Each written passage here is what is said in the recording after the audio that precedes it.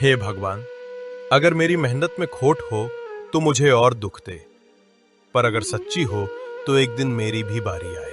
पशुओं को पीड़ा नहीं देनी चाहिए। तुम्हारा भोला तुम्हें ऐसे ही नहीं मिला। जहां ये पहली बार घास चरे वहीं खुदाई करना। तुम्हारी सारी समस्याओं का हल वहीं है।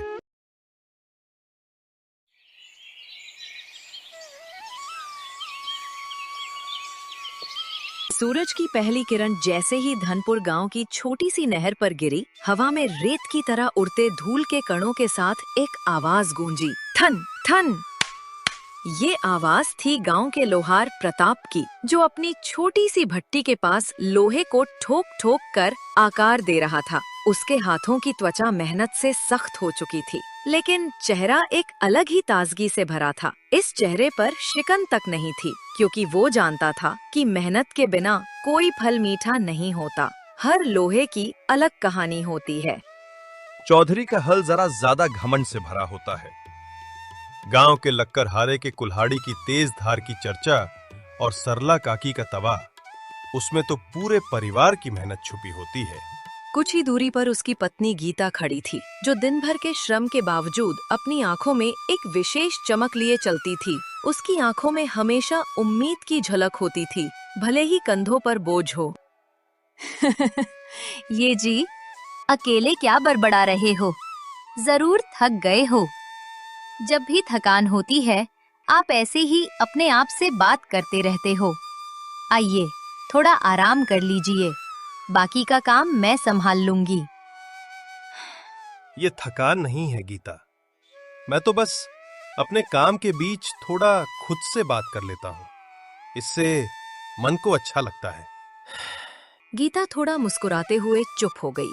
तभी प्रताप ने अपनी एक लौती बेटी मुन्नी के बारे में पूछा। अरे गीता, हमारी बेटी कहाँ है? अभी तक उठी कि नहीं? वो मेरी तरह मेहनती है, तुझे तो पता ही है। वो घर के बाहर खेल रही है। बेचारी दिन भर यही काम करती है। मन तो उसका भी स्कूल जाने का है, पर हमारी हालत ही ऐसी है कि उसे पढ़ा नहीं पाए। तभी उन्होंने देखा कि मुन्नी छोटी सी गठरी लिए दुकान की ओर आ रही थी। उसकी आंखों में सवाल थे और दिल में एक बड़ी ख्वाहिश। 10 वर्ष की थी वो, लेकिन उसकी आंखों में वो समझ थी जो उसके माता पिता की जिंदगी की कठिनाइयों ने उसे दी थी। बाबूजी, मैं कब स्कूल जाऊंगी?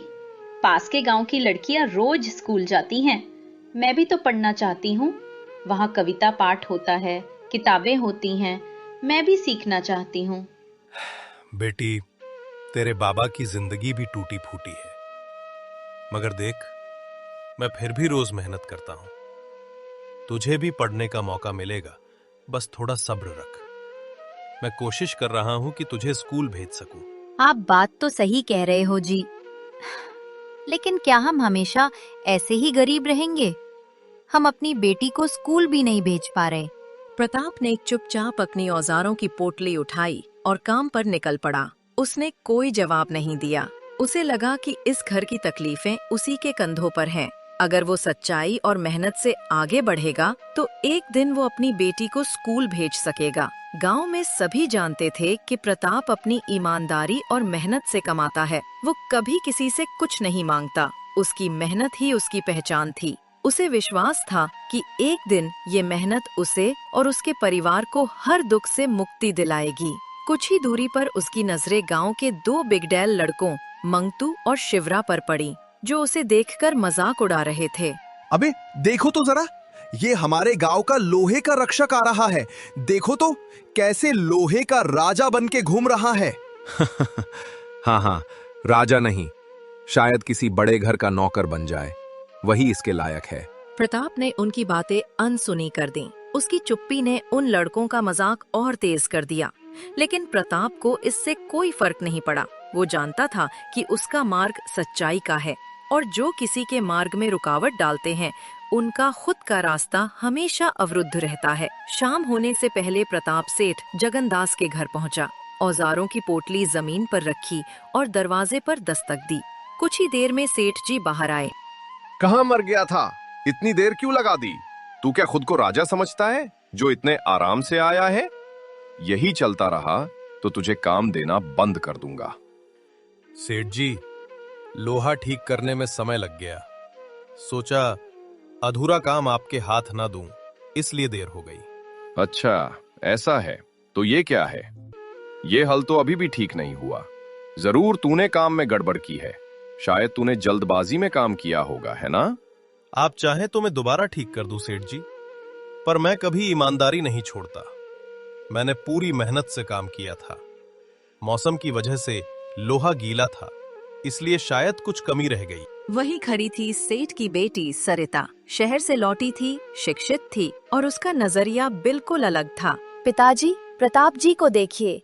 इनके पास न धन है न ओहदा, फिर भी जितनी गरिमा इन्होंने दिखाई वैसी तो आप में भी नहीं। आप क्यों इनको खरी खोटी सुना रहे हैं? तू भी अब इसका पक्ष लेगी? तू कुछ नहीं जानती गांव के लोगों के बारे में। ये आदमी कुछ नहीं कर सकता, बस लोहा ठोकने का काम जानता है और उसमें भी बेकार ही काम करता है। तो क्या हुआ? ये अपना काम पूरी ईमानदारी से करने का प्रयास तो करता है ना? और किसी की मेहनत का ऐसे मजाक बनाना नहीं चाहिए पिताजी। प्रताप सरिता की आंखों में आश्चर्य से देख रहा था। उसने पहली बार किसी अमीर की बेटी को अपने लिए इस तरह बोलते देखा था। उसने बिना कुछ कहे अपनी पोटली उठाई और वहाँ से निकल आया। घर लौटने पर गीता ने पूछा, ये जी, आप आ गए, लेकिन ये औजार वापस क्यों ले आए और ये उदास क्यों खड़े हैं? कुछ नहीं गीता, बस सेठ जी देर से जाने की वजह से नाराज हो गए। बोले कि हल ठीक नहीं हुआ और अगर ऐसे ही चलता रहा तो मुझे आगे से काम नहीं देंगे। रात को प्रताप आंगन में जाकर आसमान देखने लगा। चांद अधूरा था जैसे उसकी जिंदगी, लेकिन तारे झिलमिला रहे थे। हे भगवान, अगर मेरी मेहनत में खोट हो तो मुझे और दुख दे, पर अगर सच्ची हो तो एक दिन मेरी भी बारी आए। मैं अपनी बेटी को स्कूल भेजना चाहता हूँ, जहाँ उसे पढ़ने का मौका मिले और उसे कभी किसी के सामने सिर न झुकाना पड़े। हवा में एक मीठी सरसराहट हुई, जैसे ब्रह्मांड ने उसकी बात सुन ली हो।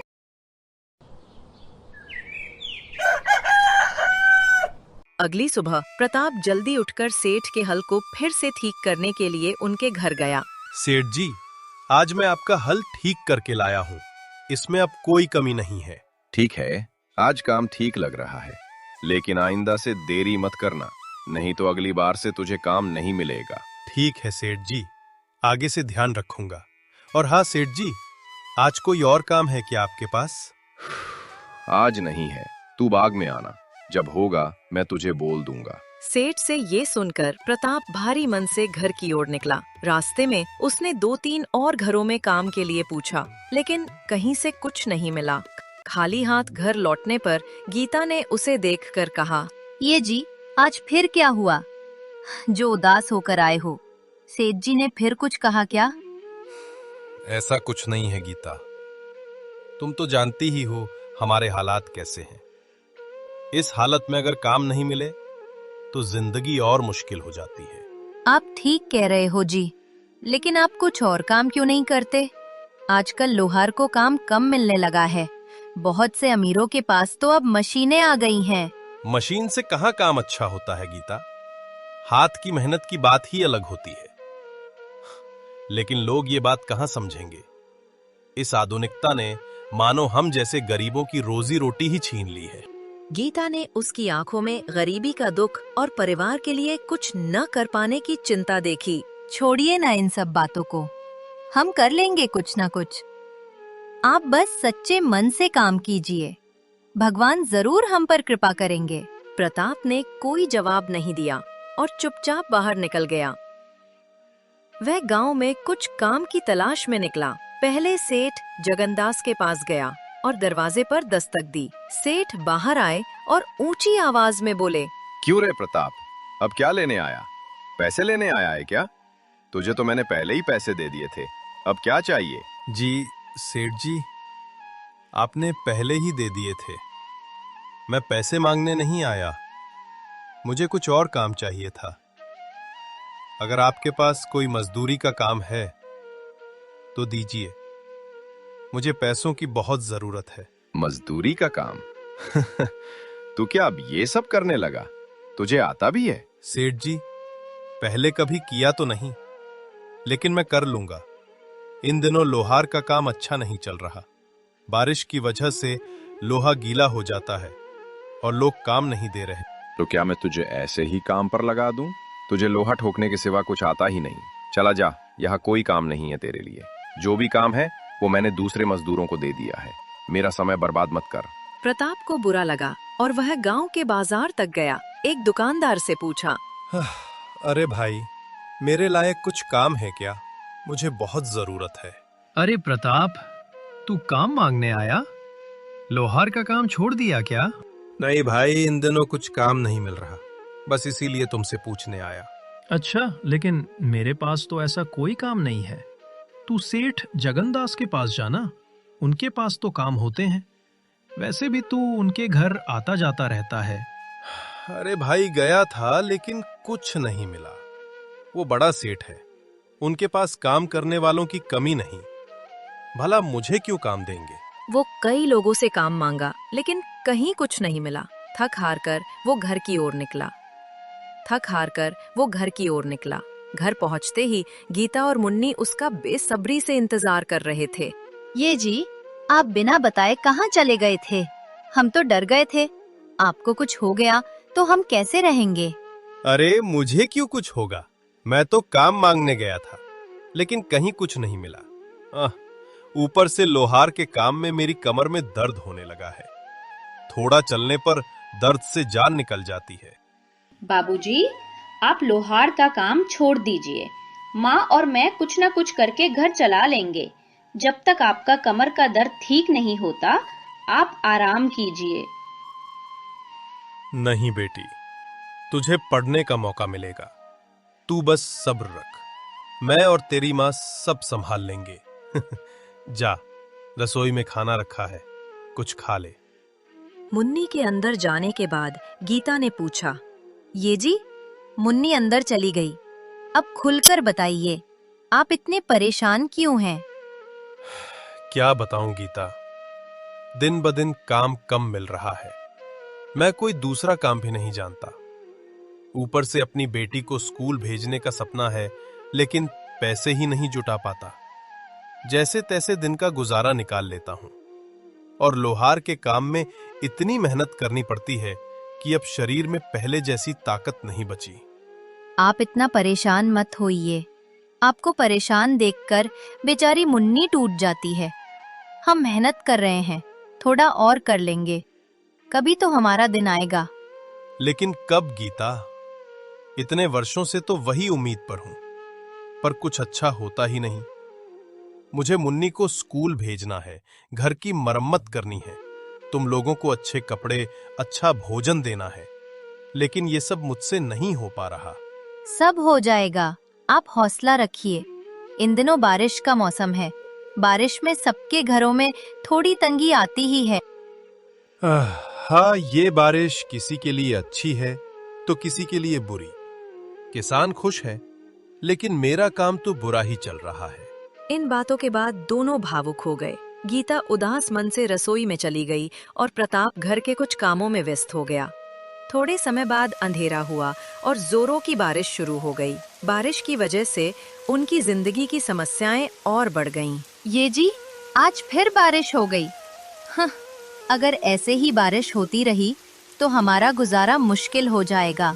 हाँ गीता, मुझे पता है, इसीलिए तो चिंतित हूँ। लेकिन चिंता के सिवा हम और कर भी क्या सकते हैं? ये सब तो भगवान के हाथ में है। दोनों परेशान थे, लेकिन मुन्नी से ये चिंता छुपाकर जैसे तैसे रात का खाना खाकर सोने चले गए।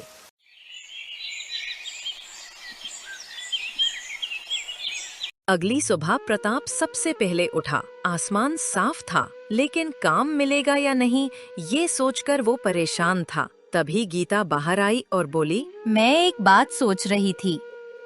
अगर आपका मन करे तो हम दोनों एक काम कर सकते हैं। कुछ न करने से तो बेहतर होगा। क्या बात गीता? साफ साफ बोलो। मैं सोच रही थी कि बारिश का मौसम है, सब गीला है, सबको सूखी लकड़ियों की जरूरत होगी। हम जंगल से लकड़ियां बटोर कर बाजार में बेचें तो दिन का गुजारा चल जाएगा। तुम ठीक कह रही हो।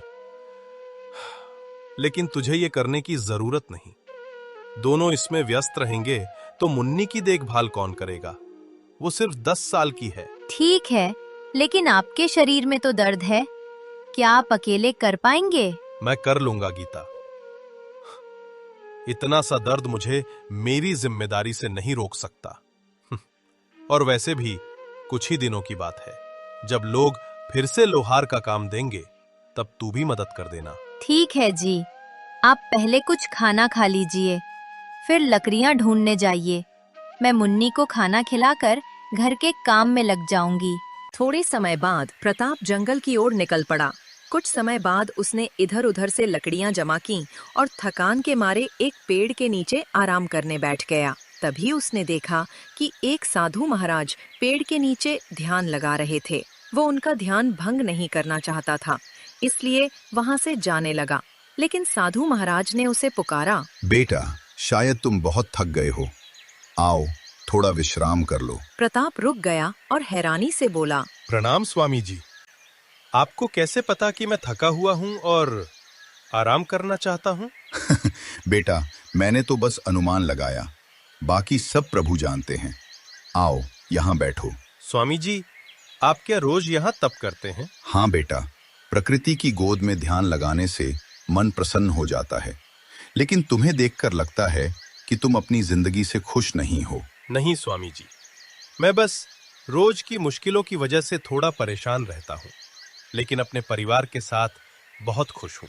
जीवन में कठिनाइयां आएंगी बेटा, लेकिन जो उनसे जूझकर प्रभु ने जो दिया उसी में सब्र रखे, उसकी जिंदगी खुशहाल हो जाती है। प्रताप को साधु की बातें पूरी तरह समझ नहीं आईं। कुछ देर बाद वो उनसे विदा लेकर घर की ओर निकल गया। साधु उसे जाते हुए रहस्यमयी ढंग से देखकर मुस्कुराए।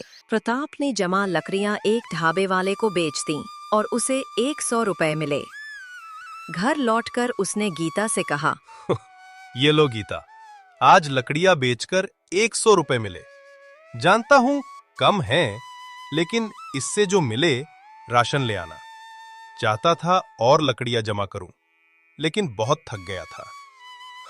मुझे माफ कर देना। हाय राम, आप माफी मत मांगिए। आपने जो मेहनत से कमाया उसी से घर चलेगा। और हाँ, मैं देख रही हूँ आप बहुत कमजोर हो गए हो, शायद खाने की कमी की वजह से।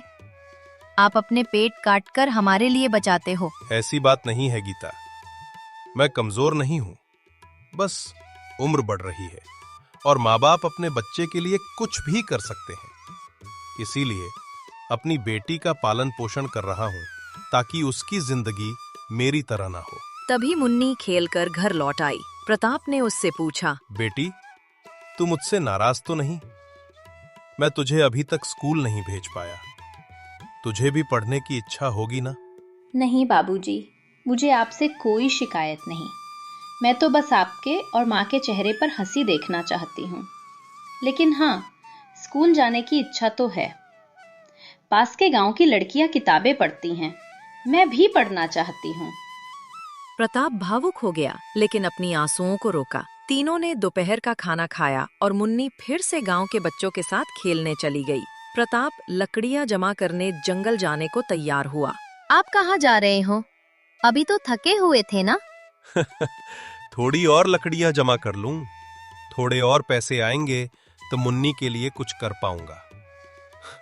तू जानती है हमारी बेटी कितनी समझदार है। वो ऐसी चीजों की ख्वाहिश नहीं रखती जो हम नहीं दिला सकते। हाँ, वो बहुत समझदार है। लेकिन आप भावनाओं में बहकर जंगल मत जाइए। आसमान में बादल छाए हैं, बारिश हो गई तो आप भीग जाओगे। कुछ नहीं होगा, मैं जल्दी लौट आऊंगा। ये कहकर प्रताप जंगल की ओर निकल गया। जंगल में प्रवेश करते ही उसने देखा कि एक गधा घास चर रहा था। उसने इधर उधर देखा, शायद किसी चरवाहे का हो। अरे, ये गधा यहाँ कौन छोड़ गया? इस जंगल में तो बड़े जंगली जानवर नहीं होते। शायद इसे कोई घास चरने के लिए छोड़ गया। इतना कहकर वो लकड़ियां बटोरने लगा। जब वो घर लौटने लगा तो उसने देखा कि गधा अभी भी वही था। शायद इसे किसी ने छोड़ दिया। इसे यहाँ नहीं छोड़ सकता। अगर कोई ढूंढने आएगा तो उसे दे दूंगा। फिलहाल इसे घर ले चलता हूँ। गधा बिना विरोध के उसके साथ चल पड़ा, जैसे उसका पालतू हो। सूरज ढल रहा था। प्रताप लकड़ियाँ और गधे को लेकर घर पहुँचा। गीता और मुन्नी ने गधे को देखकर हैरानी से पूछा, ये जी, ये कहाँ से ले आए? किसका गधा है? मैंने इसे चुराया नहीं, जंगल में भटकता मिला। अगर कोई ढूंढने आएगा तो दे देंगे, नहीं तो जंगल में इसकी जान को खतरा हो सकता था। ये जरूर किसी का पालतू है। देखा ना कैसे मेरे साथ चला आया। ठीक है बाबूजी, अगर कोई लेने आएगा तो दे देंगे, लेकिन अभी इसे रखते हैं। देखो कितना प्यारा है। मैं इसका नाम भोला रखूंगी। मुन्नी की खुशी देखकर प्रताप और गीता भी खुश हो गए। उन्होंने गधे को रखने का फैसला किया। कुछ दिन तक पूरा परिवार उसका ख्याल रखने लगा। आर्थिक तंगी के बावजूद प्रताप घास और चारा जुटा लेता था। वो गधे को लोहार के काम में लोहे का बोझ ढोने और जंगल में लकड़ियां जमा करने के लिए ले जाता था। एक दिन जंगल में उसे फिर से साधु महाराज ध्यान करते मिले। प्रताप उनके पास गया और बोला, प्रणाम स्वामी जी। बेटा, आज लकड़ियां जमा नहीं की? बस जा ही रहा था, तभी आप दिखे तो रुक गया। अच्छा लगा कि तुम रुके। ये नया साथी कौन है? लगता है तुम्हें पशुओं से प्रेम है। स्वामी जी, ये मुझे जंगल में भटकता मिला। कोई लेने नहीं आया तो मैं इसे घर ले गया। जंगल में इसे खतरा हो सकता था।